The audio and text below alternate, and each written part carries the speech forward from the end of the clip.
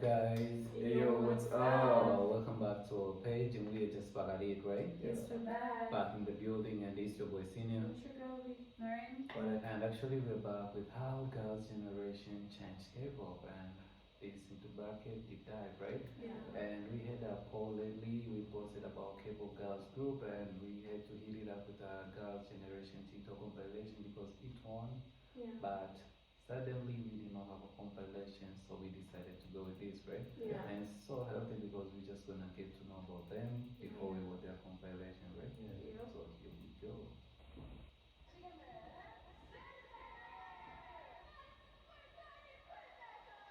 Why is Girls' Generation regarded as a legendary girl group in K-pop? Finally, Girls' Generation is back with Forever One after 5 long years. The K-pop industry has evolved and grown in their time away, but the impact of the original nation's girl group is as present as ever. If you're a Soan back from the depths of the Tumblr abyss, or maybe you're newer to Sonia today and want to know a little bit more about them, either way, stick around because today we're celebrating the life and career of Girls' Generation and its members in honor of their highly anticipated return to K-pop's main stage. Let's blast out and get started. Alright, I'll stick around. See you. Good. Join us from the Annyeonghaseyo, I'm Jonathan Miller, and welcome back to Jonathan Miller Music, where we help each other become better. It's no secret that Girls' Generation is my old group in K-pop. They got me through a lot in life, and I've always wanted to do something special once they finally returned. But it only took 5 years, and my bones sure are rickety from the literal apocalypse we've all been through since Holiday Night, but we're here now. Nature is healing. So, this is the legendary Girls' Generation. See you then? Sonia today. The second generation of K-pop acts began in the new millennium. Bolo was becoming the first Korean act to break through in Japan and starting the trend of K-pop acts releasing music in Japanese. Shinhwa was earning the hearts of young fans and dominating the game that Super Junior and TVXQ were soon to follow. The internet was a brand new toy in the hands of adolescent millennials, and radio still decided who was popular in music. No Spotify, no TikTok, no YouTube until just a little later. Already successful groups around the world were fading in popularity, especially girl groups like SES, and boys ruled the radio. Luckily, founder of SM Entertainment, the home to these aforementioned groups, Lee Soo-man, had an idea that would help fill this void. K-pop utilizes a training system for finding idols that has become almost infamous over the years. At this time, it was common for the method to be who you know for getting discovered or getting auditioned.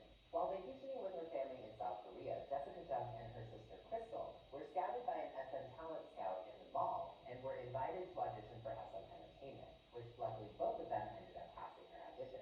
That might seem really creepy or weird by today's standards, but back then, it was a fairly common way for people to be scouted into the entertainment industry around the world and to find potential new acts. And if you think that's weird, Sungyeon was scouted on the subway before auditioning. Another way K-pop idols were discovered by agencies were through notable talent shows. You didn't necessarily have to win, but you better hope that the scouts still thought you were talented. This is how Yuri, who won second at SM Youth Best Dancer competition, and Taeyeon, who won first at SM Youth Best Singing competition, joined SM Entertainment. Being more of a talent agency than a typical record label as we're more familiar with in the West, although they are quite similar. Another option for finding talent to train is a good old open audition or casting call, which fortunately a lot of K-pop entertainment companies hold regularly.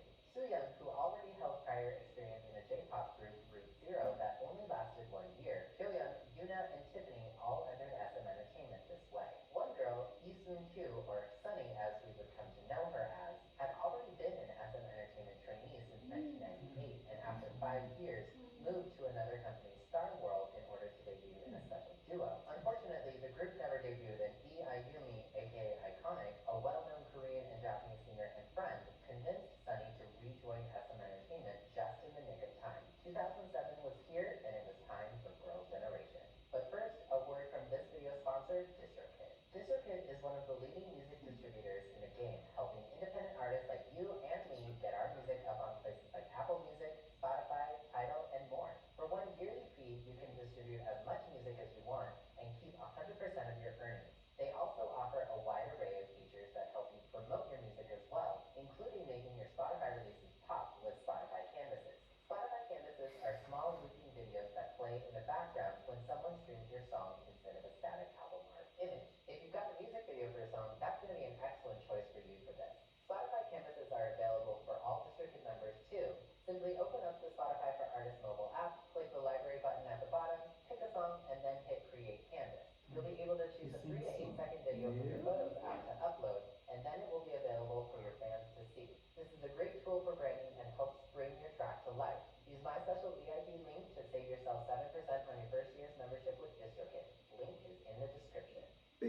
practiced their choreography for their debut song Into the New World for well over a year. The song, written by K-pop songwriting legend Kenzie, had already been shopped around for a number of years before it was deemed best for Girls' Generation. Taeyeon, as the group's oldest member, was selected as the leader of this new 9-member girl group. Then on August 5th, 2007, Girls' Generation officially debuted on SBS's hiatus. Very little stage makeup, minimal theatricality. The goal was to have audiences focus on their vocals and choreography while simultaneously ushering in a new era for girl groups in K-pop. Their self-titled debut album, Girls' Generation, hit stores in November of the same year, preceded by a cover of Lee Seung-cho's 1989 classic, Girls' Generation, from which the girls get their group name, and Kissing You. The album only achieved moderate success. You see, being a girl group that the public wasn't as connected with yet, Girls' Generation in their debut era faced the cold, unforgiving touch of anti-fans in Korea very quickly. An annual event held at the Seoul World Cup Stadium called the Dream Concert in 2008 saw one of the darkest days in K-pop and a nightmare for SNSD, the Black Ocean. If you're unfamiliar, K-pop groups have signature light sticks that coincide with their favorite groups and have interactive light-up features that fans can use at concerts to actively participate in them with idols. This particular event held popular groups like GDXQ, Super Junior, Wonder Girls, and fans excitedly cheered for them until rookie group Girls' Generation took the stage. The entire audience turned off their lights and fell silent, creating one of the most embarrassing moments for the girls and embarrassing moments for K-pop. It's something no one wants to happen, and many reasons floated around for a long while as to why it even happened in the first place. Regardless, it's one reason idols are very careful now about what they say or do, as no one wants to repeat that dreaded 10-minute set of tears from the girls and silence from the fans. It might sound a little melodramatic now, but it's very serious. Girls' Generation took an immediate hiatus following the Black Ocean, and then came back with one of the most popular songs in Korean history. G took the internet in South Korea by storm at a time when viral videos were just starting to be a thing. The EP sold over 100,000 copies in South Korea alone and became the longest-running #1 song on Music Bank at 9 consecutive weeks and held the record for 3 years. Its music video sparked a gigantic dance trend, flash mobs, and parodies, and its infectious hook has become infamous. It was the best-selling single of 2009, and its success can actually be tracked to show when Google searches for K-pop began to rise on the internet. While it might be easy to label Girls' Generation as a one-hit wonder, they soon proved they weren't playing around in skinny jeans. Genie dropped a little over a year after the dreaded Black Ocean, and it was like it had never even happened. Originally an English-language song called I Just Wanna Dance by Natalie Makoma, during this time it was fairly common for English songs to be translated and transformed into Korean hits. It's a process in which songwriters shop their compositions around to various other artists through their managers, usually called getting songs placed, with acts looking for music to record for their albums.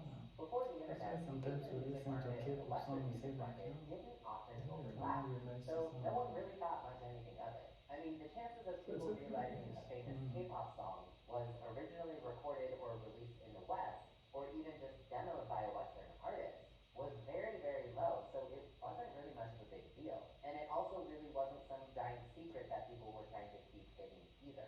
In fact, the practice still continues today. Long story short, when a song is picked up by an A&R rep, the agency, in this case SM Entertainment, typically places a hold on the song saying, yes, we want to record it, don't give it to anyone else for a period of time. Sometimes that period can be a couple of months, or a couple of years, or more.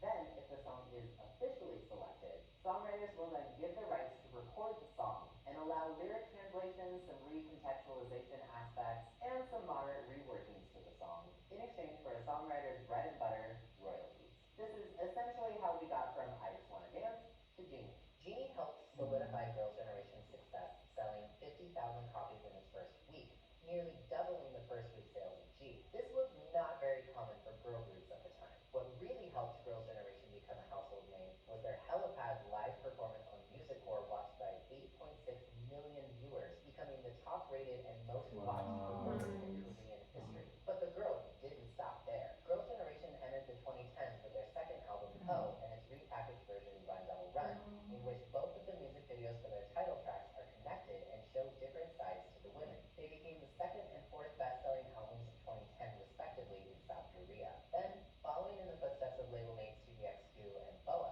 Girls' Generation signed with Naruto Wave Records and dropped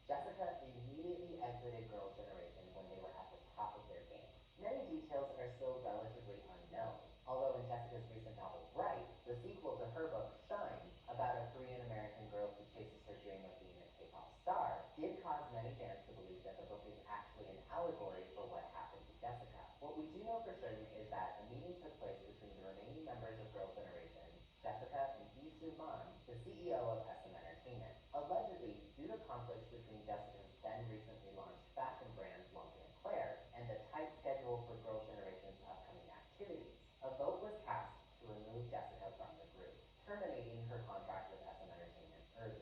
Jessica's final single as a member of Girls' Generation is Divine from their Japanese greatest hits album, The Best. While speculation continues, it's important to remember that K-pop contracts are ironclad documents. Idols are required to follow them or face extreme legal consequences. That includes if contracts are broken early. Press releases are handled much differently in Korea than they are in America, for example, because our celebrity cultures are different. In the US, could you eventually get a tell-all autobiography from your favorite celebrity and finally find out what happened to them? Sure, in time, maybe. In South Korea, however, usually the answer is no, and that's a full sentence. Meaning, the members of Girls' Generation will most likely never be allowed to mention Jessica or even be seen with her. Not out of direct resentment, but because they may legally not be able to. If there is still resentment or any issues like that, that's between them. It's well known that following Jessica's removal, she was immediately blacklisted from South Korean entertainment shows, which is why you'll probably never see her on something like Penny Countdown, for example, nor see her in clips of Girls' Generation songs or media used in video montages on variety shows or things like that. Although there have been a few instances where she has appeared, because 7 years in close proximity with 8 other people is a little hard to edit out. But those shows are also probably legally unable to show Jessica as well, and it is important to remember that. Another thing to consider is the potential fans or anti-fans reactions that may occur. If Jessica is shown like normal, people will be upset that an inactive member of Girls' Generation is still being given the spotlight. If she is not shown, fans will be angered and dub it Jessica Erasure. The easiest thing is to just let both parties exist in their new dynamics and move on. Jessica thriving and doing her own thing as a solo artist, and SNSD continuing as SNSD. Of course, you can also write a fictional novel, change everybody's names, locations, and select events that may or may not hold any basis in real life to eventually get your truth out that way and avoid any legal issues, but to each their own. To each their own. 2015 saw the release of Lionheart, SNSD's first full album as an 8-member group, which was widely successful with hits like Party, Lionheart, and You Think. It also saw the Fantasia tour begin and the first official solo debut from the group with Taeyeon's mini-album I, which eventually helped Taeyeon take home Best Female Artist at the Mnet Asian Music Awards. Following their group leader's success, Hyoyeon, Tiffany, and Seokhyun quickly followed suit with their own solo projects. Seokhyun took over full creative control with her mini-album Don't Say No, which debuted atop South Korea's Circle album chart, known then as the Gaon chart. Tiffany's I Just Wanna Dance drew upon her American heritage, containing elements of R&B and synth-pop, even writing her own song What Do I Do, which Soo-young actually wrote the Korean lyrics for. Jessica also made her own solo debut that year, releasing English and Korean versions of her EP With Love J. Her debut single Fly was co-written by Jessica and sold over 250,000 digital copies. She also made another comeback that year with Wonderland, writing the Korean and English lyrics to 4 out of 6 songs on the mini-album. Yoona, who by this time had already acted in numerous Korean dramas and won tons of accolades for them, started to gain a larger fan base in China. She released a special mini-album, Blossom, which contained renditions of popular Mandarin songs. She also began taking more action TV and movie roles like Anna in the K2, which further increased her popularity. All of the girls stayed active and eventually came back with their album Holiday Night in 2017 to celebrate their 10th anniversary. Debuting atop Billboard's World Albums chart, Billboard also named Girls' Generation the #1 K-pop girl group in the past decade. 10 years meant contract renewal time, and it was announced that Seokhyun, Soo-young, and Tiffany had chosen to leave SM Entertainment. All 8 members assured fans that the group was not broken up, but would be taking some time to pursue individual activities. This was very unusual, as when groups typically leave their parent agency or split up like this, it eventually leads to a full breakup. However, all of the girls repeatedly said that Girls' Generation had not broken up, even though their next full group comeback was unknown and would now involve contract negotiations with 4 different agencies and 8 separate schedules to align. So, with that, all of the members fully immersed themselves in what they wanted to do. The remaining members at SM, Taeyeon, Hyoyeon, Sunny,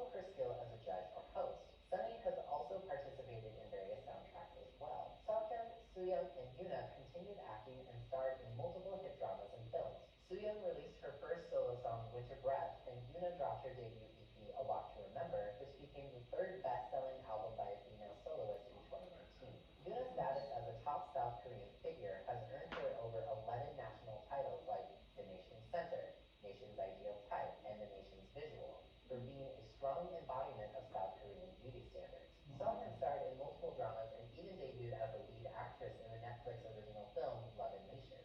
Tiffany returned to the USA and began a successful solo career dropping her EP Lips on Lips. She eventually won Best Solo Breakout at the 2019 iHeartRadio Music Awards and also dropped her digital single Magnetic Moon.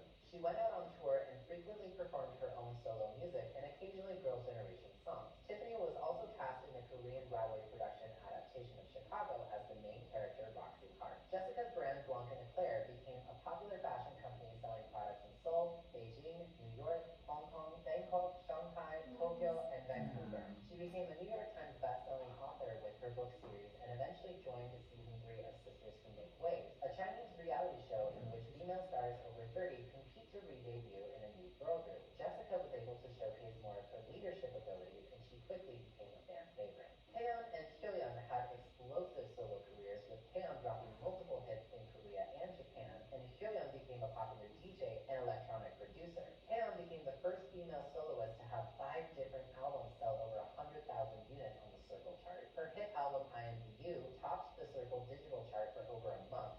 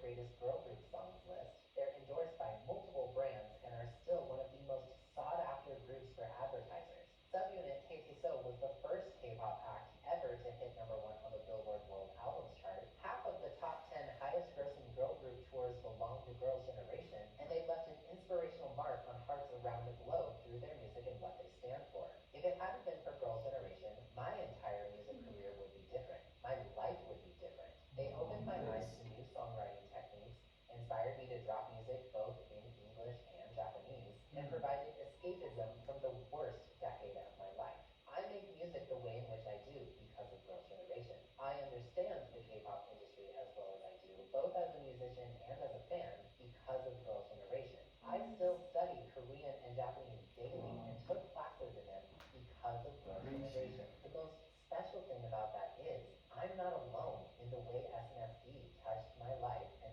completely changed its trajectory. When Girls' Generation took a hiatus, it symbolized getting older, and fans patiently watched the years of time shift to new groups, new fans, and a new world. They said they'd be back one day, but seeing as it hadn't really been done before, no one knew what the future would hold. But they held up their end of the bargain and finally announced a full-length return with all 8 members, full promotional activities, and live performances with their 7th album, Forever One. Once again, Girls' Generation sets a new standard for what's possible in K-pop, acting as both its own governing entity in which the members control what happens and get to be more involved creatively, while still functioning as an active group under the very company that made them all a family. What the future holds is always uncertain, but one thing is for sure. Girls' Generation accomplished the very thing they set out to do: inspire people through empowerment, escapism, and hope. Everything they do from here on out is just a bonus, whether that's acting, music, fashion,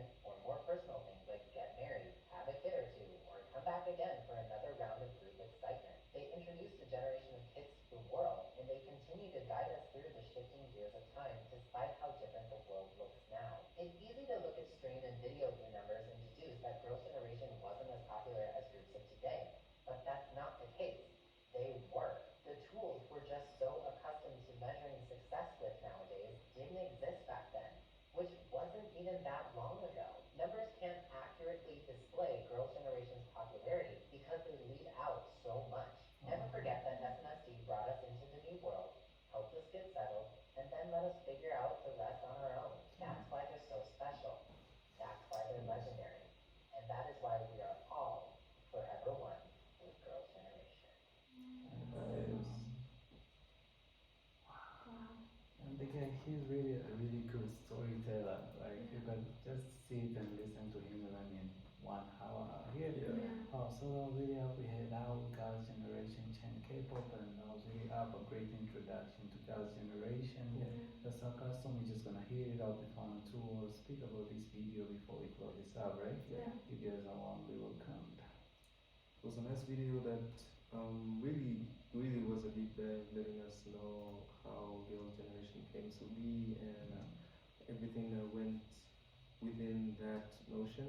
So it was really nice having to know all of this information. It's going to be very helpful whenever we come across Girls' Generation or any of the members. We will have a little bit of knowledge about them. So this was a very helpful video. I had a great time.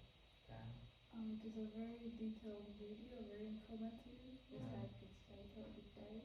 And it's good that we got to watch the video, so we got to know a little bit about Girls' Generation. Because we've been seeing some of their songs in the most famous Korean songs you should know and all that. So it's really nice just getting to know the members, what happened, their journey. I had so much fun with this video. Like the creator is such a good narrator. You can listen to him all day. He's very detailed. So I had such a really good time with this video. I also had a great time with this video, and what an intro to Girls' Generation. And I love mostly like on their ages. I mean, back in the days, it was so hard to, back in the days, the technology and all that wasn't that much good. So imagine like their existence back in the days and the hard work and whatever they did. All this crazy. I don't know how they were promoting this, but that's why the narrator too said, I know you can see the numbers, they don't match, but the outcome or the impact or the popularity of girl generation, that is insane. And they are legends, I may say, and looking forward for more girl generation because they look promising, good storyline, up and downs, that was really crazy, but they keep on performing until the end. Yeah. That was really crazy. Looking forward for more of them and see more of their work, right? Yeah. How about you? It was such an amazing video, well explained. Yeah. Able to see their journey. It wasn't an easy journey, but they kept going. Yeah. And I'm really proud, and I really have great estimations. And I hope maybe one day they will give us the whole performances like members. Yeah, they come back. Wow, and now we have guys, we basically hope you also had a great time with all this watch along. And if you did love and enjoy this, please don't forget to Like, Comment. Subscribe. and you share this beautiful content. to your friends and your families. Hey yo, fast hit it. Yeah. And also don't forget to check out on our Patreon page. What do we got? We got exclusive content for you guys. Yeah, we got exclusive content just for you guys, and also if you're watching this on our Patreon page, we truly Thanks for the appreciate love. you. We Appreciate it so having you in the much. building, and we're so grateful for your support, right? Yeah. And with having said so, we said that we'll be back with more Videos. videos.